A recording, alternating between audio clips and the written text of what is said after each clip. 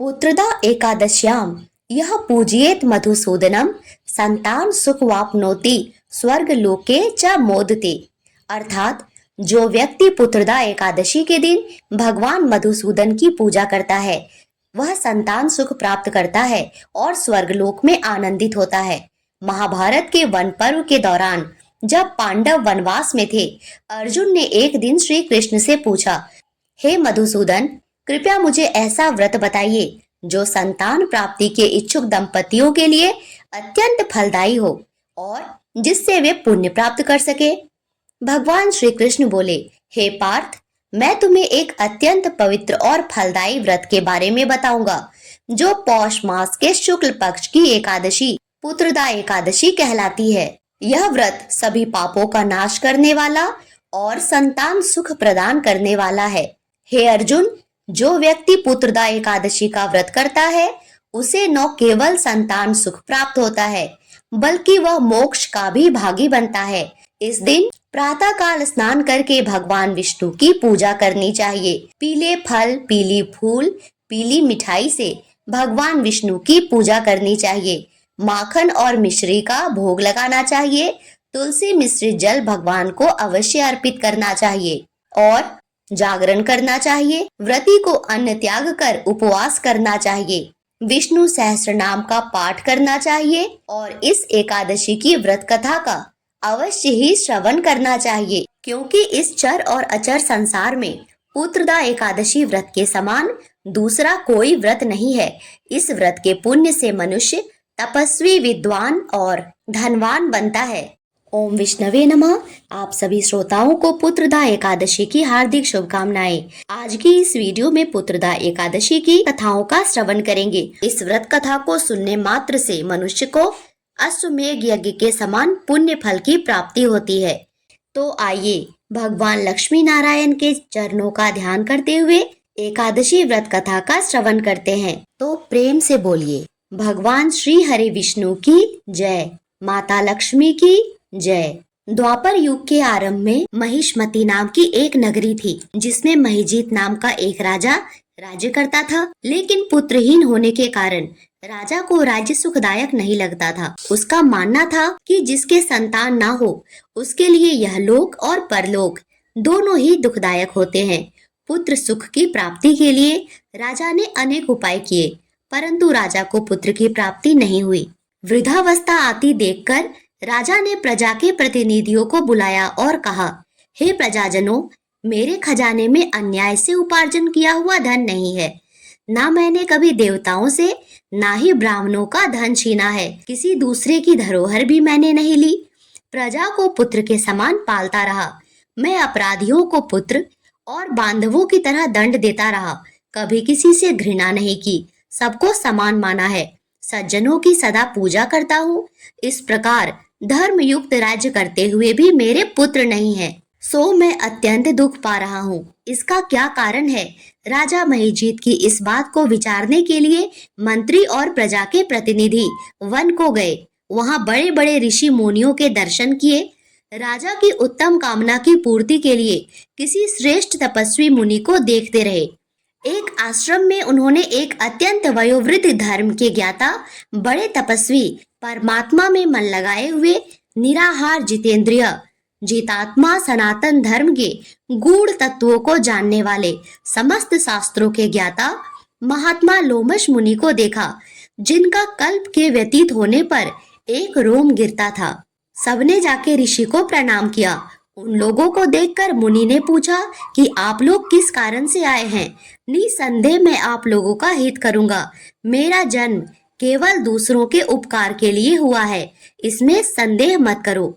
लोमश ऋषि के ऐसे वचन सुनकर सब लोग बोले, हे महर्षि, आप हमारी बात जानने में ब्रह्मा के समान समर्थ हैं, अतः आप हमारे इस संदेह को दूर करें। महिष्मती पुरी का धर्मात्मा राजा महिजीत प्रजा का पुत्र के समान पालन करता है, फिर भी वह पुत्रहीन होने के कारण दुखी है।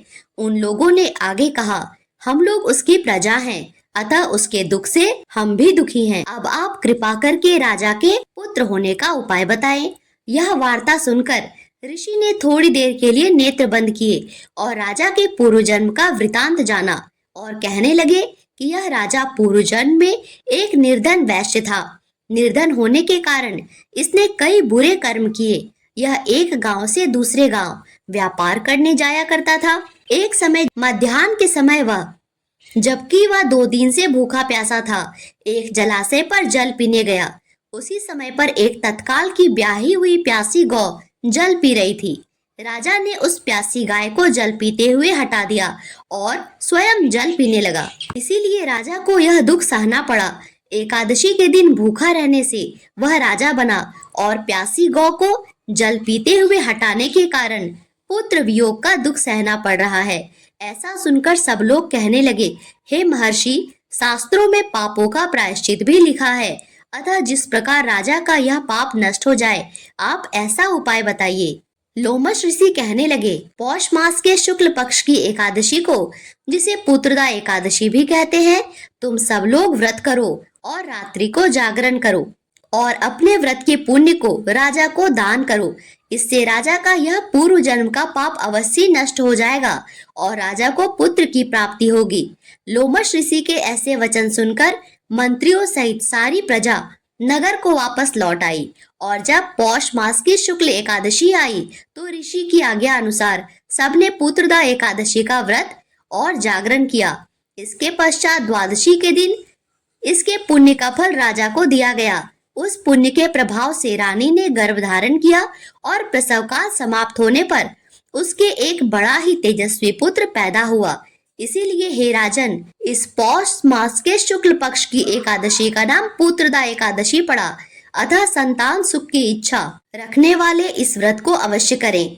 इसके महात्म्य को सुनने से मनुष्य सब पापों से मुक्त हो जाता है और इस लोक में संतान का सुख भोग कर परलोक में स्वर्ग को प्राप्त होता है। प्रेम से बोलो लक्ष्मी नारायण भगवान की जय। अब सुनते हैं ऐसी ही एक और परम पावन और दिव्य कथा। एक बार भगवान शंकर के अंशावतार महर्षि दुर्वासा ने देवराज इंद्र से प्रसन्न होकर पारिजात पुष्प की माला उन्हें भेंट की।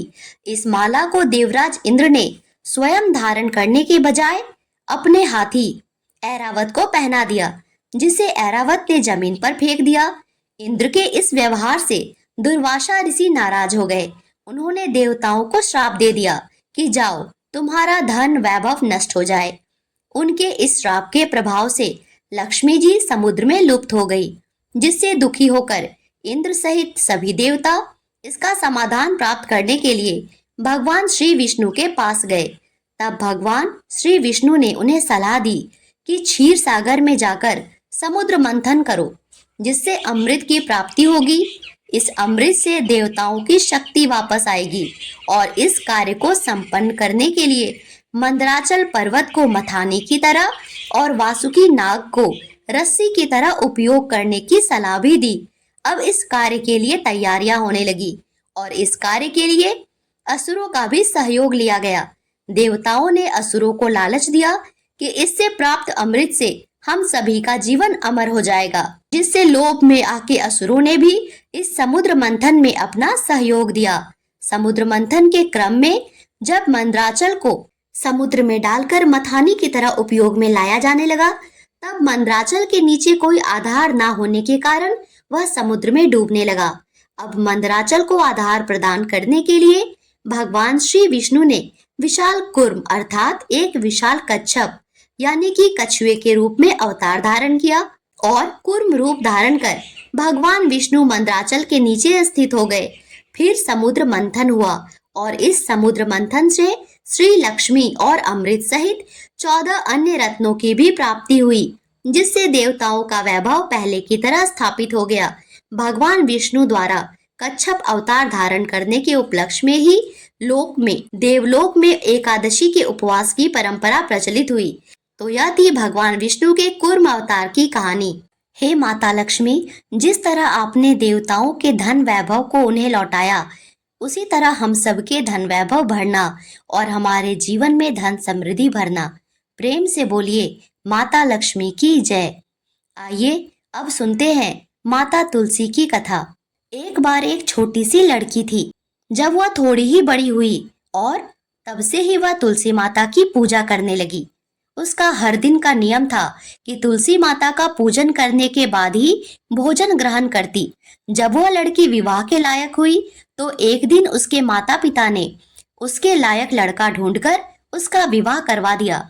लड़की को उसके माता पिता ने दहेज में एक तुलसी का गमला दिया, क्योंकि वे जानते थे कि उनकी बेटी को तुलसी पूजन कितना प्यारा है और वे बिना तुलसी के पूजन किए कुछ खाती भी नहीं है।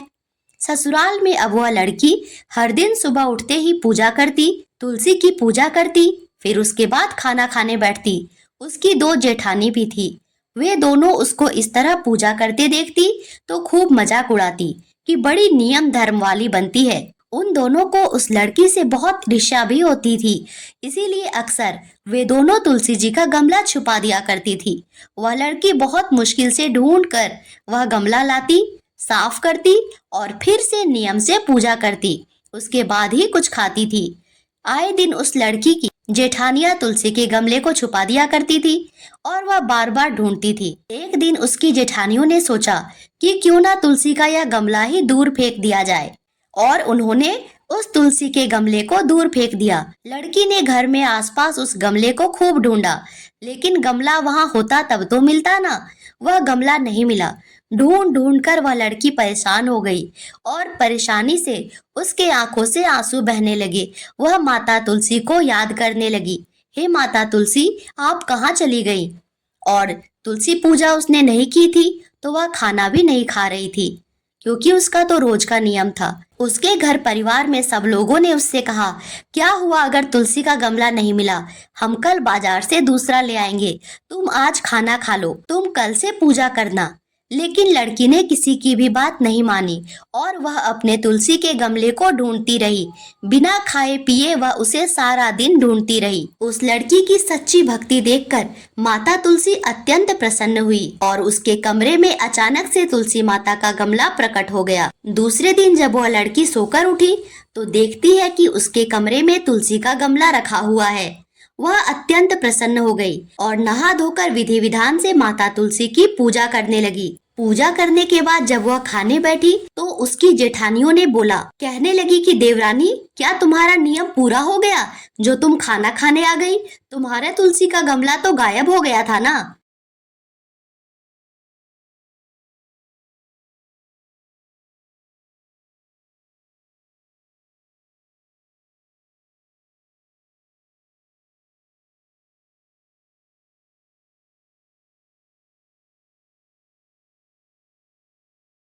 ऐसा उन्होंने इसलिए कहा क्योंकि उन्होंने ही तो जानबूझकर तुलसी का गमला बहुत दूर फेंक दिया था।